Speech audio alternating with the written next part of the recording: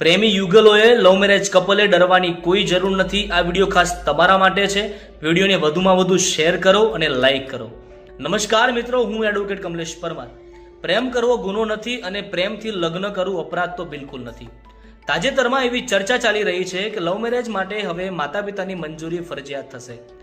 માતા પિતાની સંમતિને ફરજિયાત બનાવી એટલે વ્યક્તિગત સ્વતંત્રતા પર કાપ મૂકવો, પ્રેમી યુગલો પર સામાજિક દબાણ વધારવું અને ઓનર કિલિંગ અને ધમકીઓનો ખતરો વધવા લાગશે।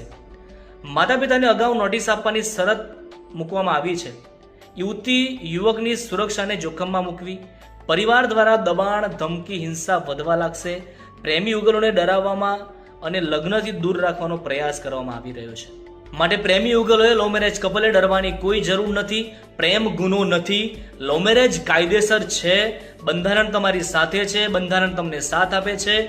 ભારતીય બંધારણની આર્ટિકલ 21 દરેક નાગરિકને જીવન જીવવાનો અધિકાર આપે છે, વ્યક્તિગત સ્વતંત્રતા આપે છે, પોતાના જીવનસાથી પસંદ કરવાની સંપૂર્ણપણે છૂટ આપે છે।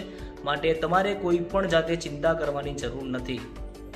બે પુખ્ત વયના 18 કે 21 વર્ષથી ઉપર વ્યક્તિઓની સંમતિથી થતા લગ્ન સંબંધ કોઈ ત્રીજા વ્યક્તિની પરવાનગી પર આધારિત હોઈ શકે નહીં। સુપ્રીમ કોર્ટે સ્પષ્ટ કહ્યું છે કે બે પુખ્ત વયના વ્યક્તિઓએ પોતાની મરજીથી લગ્ન કરી શકે છે, તેમાં પરિવાર કે સમાજને હસ્તક્ષેપ કરવાનો કોઈ પણ જાતનો અધિકાર નથી।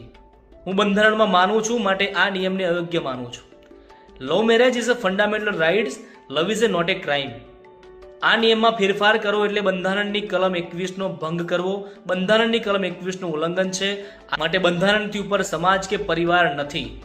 જે પણ અધિકારીઓ, જે પણ વ્યક્તિઓ ખોટી રીતે લવ મેરેજ કરાવી રહ્યા છે, ખોટી રીતે આમાં સંડોવાયેલા છે, તેવા વ્યક્તિઓની ધરપકડ કરીને સજા કરવી યોગ્ય છે, પણ બંધારણની કલમ 21નું ઉલ્લંઘન કરીને આ નિયમમાં ફેરફાર કરવો યોગ્ય નથી।